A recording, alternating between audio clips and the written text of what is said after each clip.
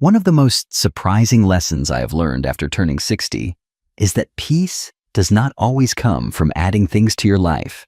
More often, it comes from letting things go.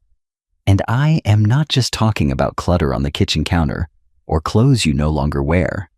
I mean the quiet, invisible weight we carry for years, expectations, guilt, habits, roles we outgrew but never questioned. For a long time, I thought I had to hold on to it all. Be strong, be available, be useful, be busy. But over time, I started setting things down, quietly, gently. And something beautiful happened. I began to feel like myself again. Not the version of me that was always taking care of others or checking tasks off a list, but the version that sits still, breathes deeply, and finally feels at peace in her own skin. Today, I want to share with you 10 quiet things I let go of after turning 60. These may seem small on the surface, but each one lifted a hidden weight I did not know I was carrying. If you are in a season of life where you are craving more ease, more space, and more clarity, I hope you will find something here that speaks to you. Let us begin. 1. I let go of fancy dishes I never used. For most of my adult life, I had a cabinet filled with dishes I almost never touched. They were the kind you save for holidays, for guests, for special occasions. I had delicate plates with gold trim, tiny teacups I was afraid to chip, and serving bowls I only ever used once or twice a year. Some of them were wedding gifts. Others were inherited from family members I loved and missed. But mostly, they just sat there behind glass, gathering dust. I remember one day, I was putting groceries away, and as I closed the cabinet, I paused and looked at that fine china. And a question came to mind that I couldn't ignore. Why do I save the best things for everyone else and never for myself? That question sat with me all day. And the truth is, I did not have a good answer. I realized I had spent years making everyday moments feel less important than rare ones. I waited for something to be big or impressive before I let myself enjoy the good stuff. That week, I made a decision. I pulled down the china, cleaned everything, and chose a few meaningful pieces to keep, ones that reminded me of people or moments I wanted to remember. The rest, I gave away. And then I moved my favorite everyday dishes to the front of the cabinet. They were not elegant. Some didn't even match, but they made me smile. I started using my favorite mug for morning coffee, even if it had a little chip. I served dinner on the floral plate I loved, even if it was just soup and crackers. And something unexpected happened. I began to enjoy my meals more. I slowed down. I stopped saving joy for later. The dishes were never about the food. They were about permission. Permission to treat my own life as worthy. Not because something special was happening, but because I was here, alive, present. Every day became a little more beautiful when I stopped waiting for a reason to celebrate. That shift changed more than my dishes. It changed how I valued myself. 2. I stopped wearing shoes that hurt my feet. For a very long time, I chose my shoes based on how they looked, not how they felt.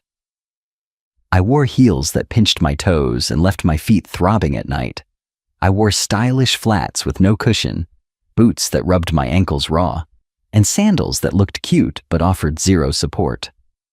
I told myself, this is just part of being a woman. I believed that if I wanted to look polished or graceful, a little pain was the price I had to pay. Even in my 60s, I found myself holding on to shoes I hadn't worn in years. Some were beautiful, expensive, or tied to memories. Others I kept out of habit. I would try them on now and then, take a few steps, feel the discomfort, and then still put them back in the closet, just in case. Just in case I went somewhere nice. Just in case I changed my mind.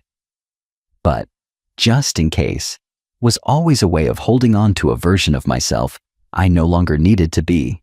One afternoon, After a long day on my feet at a family gathering, I came home, kicked off my shoes, and stared at the red marks across my toes. My feet were sore, tired, and frankly, I felt foolish. Why was I still doing this to myself?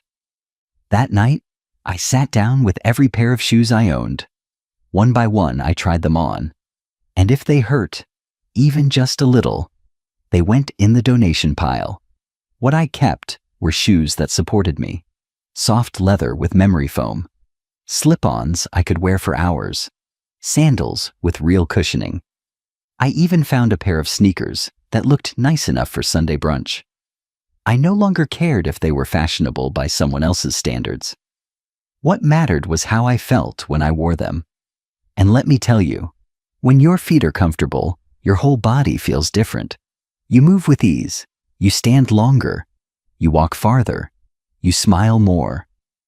Letting go of painful shoes was not just about comfort, it was about self-respect. I spent decades caring for others, standing on my feet for children, moms, and responsibilities. Now, it is my turn to be cared for, starting with something as simple as what I put on my feet. 3. I no longer decorate to impress.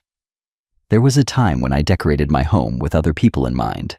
I chose furniture, colors, and wall art based on what I saw in magazines or what friends were doing. I arranged things carefully before guests came over and made sure everything looked just right. I told myself it was hospitality. I wanted my home to be warm and welcoming. But deep down, I was also trying to prove something. I wanted others to think I had it together, that I was stylish, current, successful. I thought that was what a grown woman's house was supposed to look like. But over time, that effort became exhausting. Every season brought new trends, new throw pillows, new color schemes. I spent money on decorations that meant nothing to me. I filled walls with prints I didn't even like, just because they matched the rug. My home looked fine, but it didn't feel like mine. It felt like a showroom. After I turned 60, my priorities started to shift. I began to care less about appearances and more about how things made me feel. I looked around my home and asked, does this reflect who I am now? Does this make me feel calm, grounded, joyful?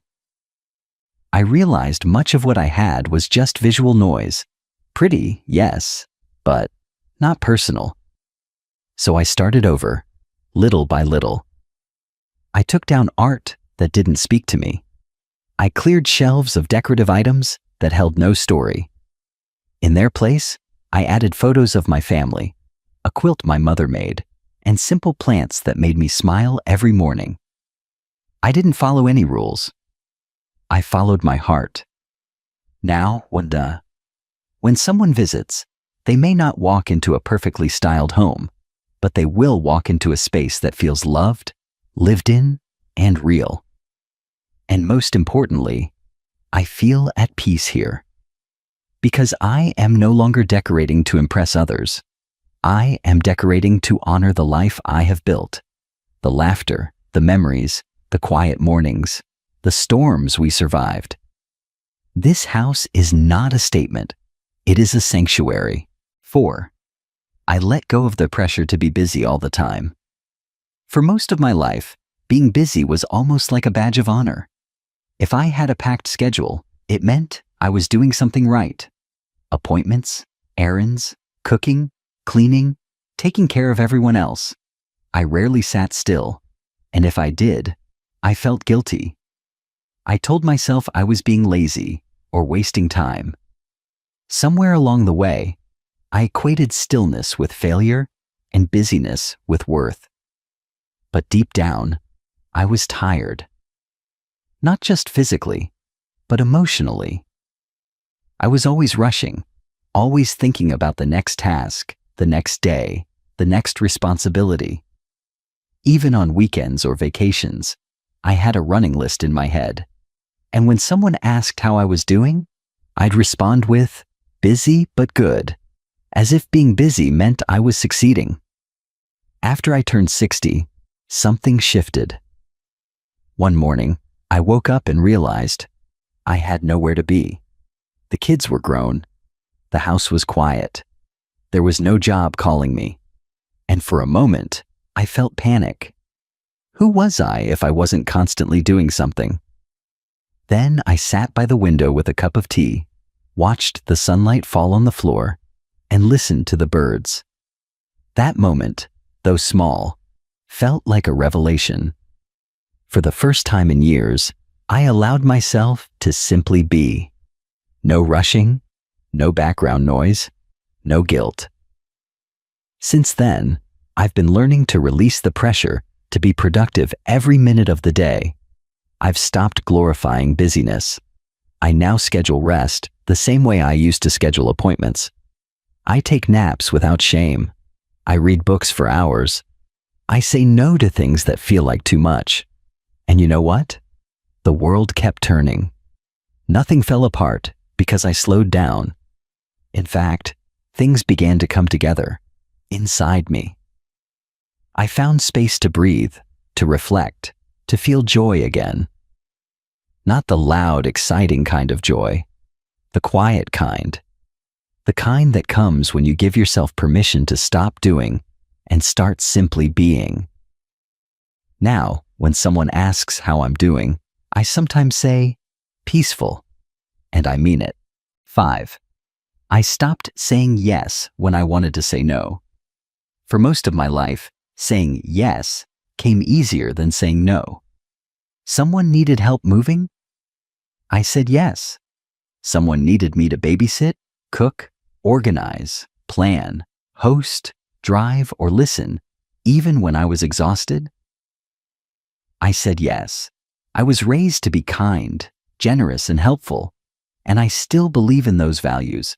But for a long time, I thought saying yes was the only way to be loving. But with every yes I gave the world, I quietly said no to myself. I said no to rest. I said no to my own plans. I said no to quiet evenings, to books I wanted to read, to small joys I kept postponing.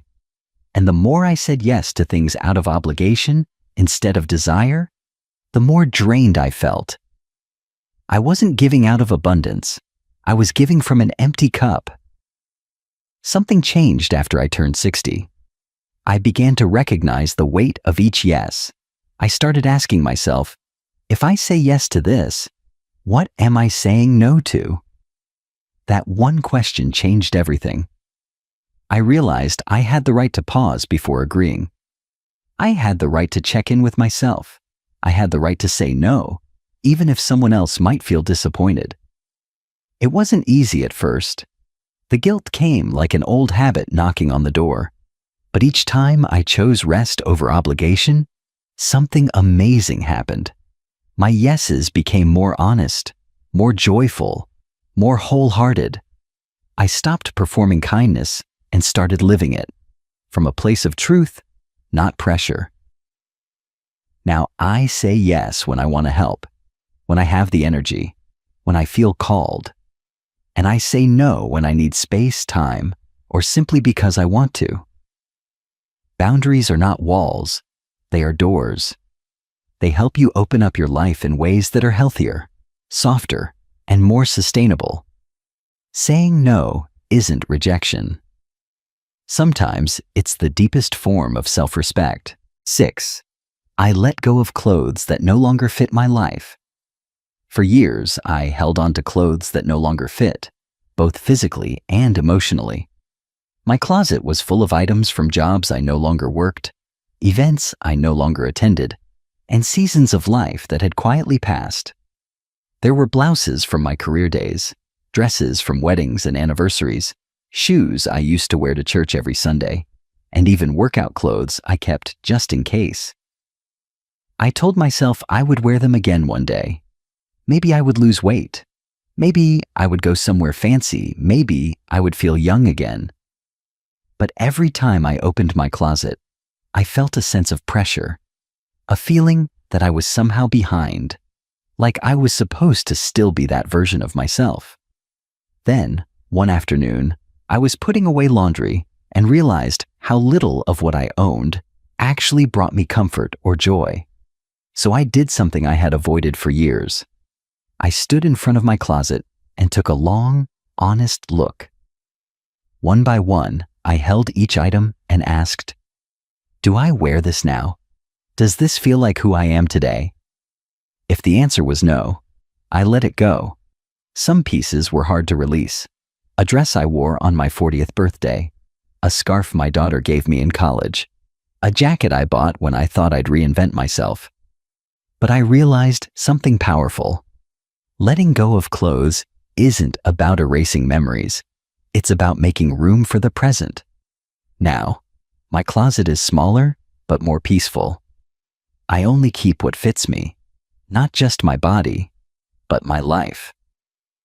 I reach for clothes that feel good on my skin, that move with me, that match the slower, simpler rhythm I live by now. There's freedom in not chasing trends or sizes or identities that no longer serve me. Clothing should not be a museum of who we used to be. It should support who we are now and who we are becoming. 7.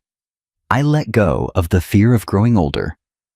Growing up, getting older always seemed like something to dread. I remember hearing women whisper about age like it was a secret, a shameful thing. Wrinkles were something to hide. Gray hair meant you let yourself go. The message was clear. Aging was decline, and the goal was to fight it for as long as possible. I carried that fear into my 50s. I dyed my hair religiously. I avoided mirrors in certain lighting. I counted years like a slow march toward irrelevance. But deep down, I was tired. Not of aging, but of fearing it. I didn't want to be one of those women who disappeared quietly just because society stopped seeing her. Something shifted when I turned 60. I started noticing the strength in my hands, the same hands that had held babies, washed dishes, wiped away tears, and written cards for every holiday. I looked at my face and saw lines not of loss, but of life.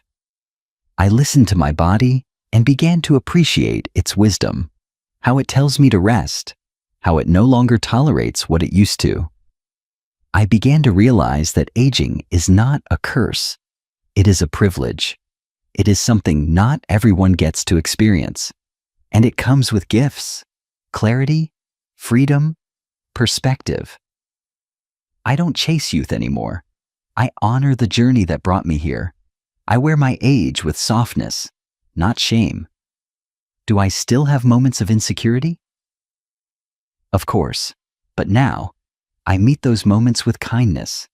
I remind myself that I have nothing left to prove. I've lived, I've loved, I've endured, I've grown. And I'm still here, becoming more myself with each passing year. Aging isn't fading, it's refining. And I've never felt more whole than I do now. 8. I let go of the need to be understood by everyone. For a long time, I believed that being understood was the same as being loved. I thought that if someone really cared about me, they would automatically understand how I felt, what I needed, and why I made the choices I did. So when people didn't get it, when they judged me, disagreed with me, or simply didn't seem to hear me, I felt invisible, frustrated, or even betrayed. I would explain myself over and over, hoping that if I just said it the right way, they would finally get it. I wanted to be seen so badly, and sometimes I still do. But over time, I've learned that not everyone is capable of understanding your story, especially if they haven't lived anything like it. And that's okay. After 60, I began to realize something deeply freeing. Being misunderstood is not the same as being unloved. Some people may love you, but not understand you. Others may never understand, and that doesn't mean your truth is any less valid. I don't owe everyone an explanation. I don't need to win every argument or be approved of by every friend or family member. Now, I speak when I feel it matters, and I stay silent when peace is more valuable than being right. I trust my intentions. I trust my heart. I trust the life I've lived. And most importantly, I understand myself.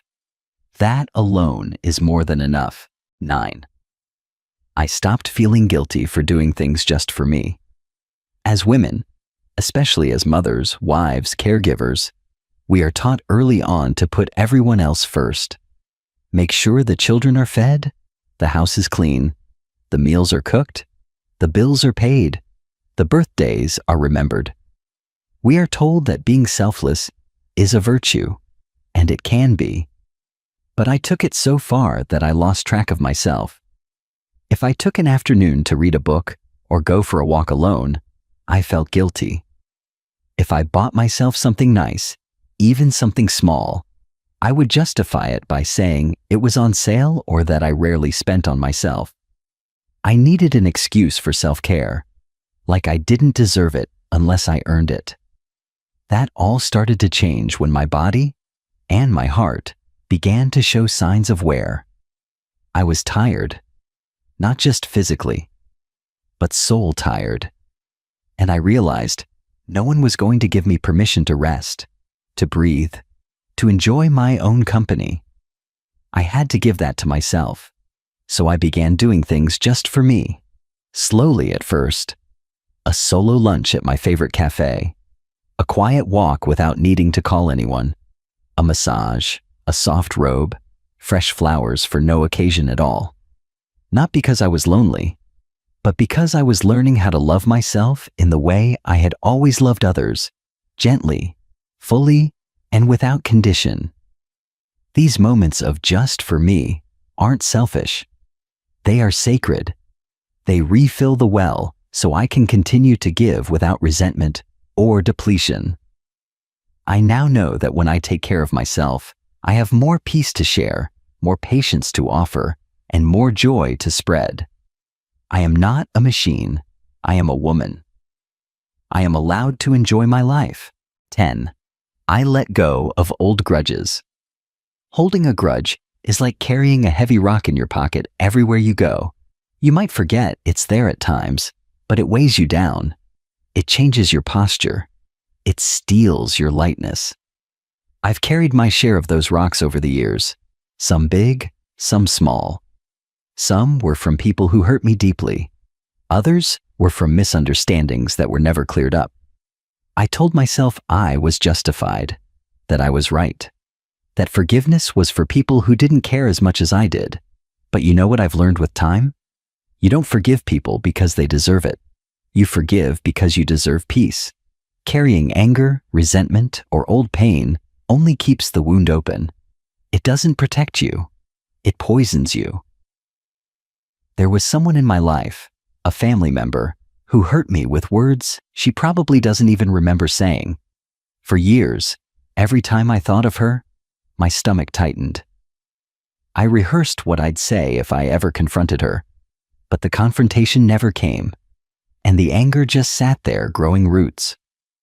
One day, while journaling, I wrote the words, "I am tired of carrying this." That was the beginning of my release. I never got an apology.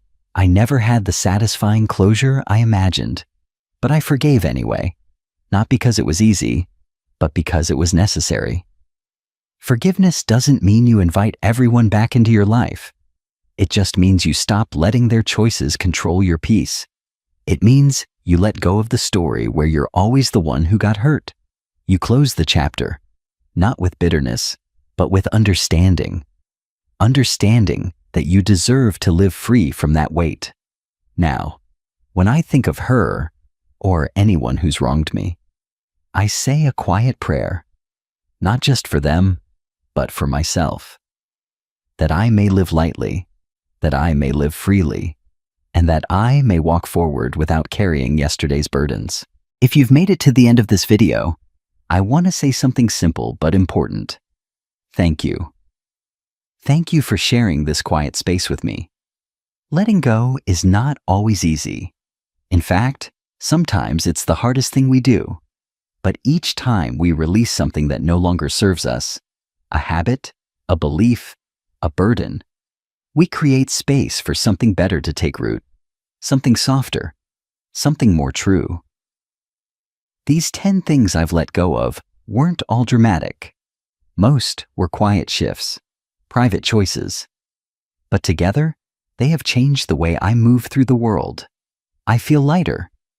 Not because life is perfect, but because I've stopped carrying things that were never mine to hold forever. And if you're in a place where you're ready to let go too, even just a little, I want you to know, you're not alone. You're not behind. You're exactly where you need to be. Before we go, I'd love to hear from you in the comments. What's one thing you've let go of, big or small, that brought more peace into your life? Your story might be the gentle reminder someone else needs today. And if this video brought you even a moment of comfort, consider joining me here again. You can subscribe if you'd like, but more than that, just know you're always welcome here. No pressure, no performance, just honesty, softness, and shared wisdom. Until next time, take good care of your heart. You've carried it through so much. And now, maybe, it's time to carry it a little more gently.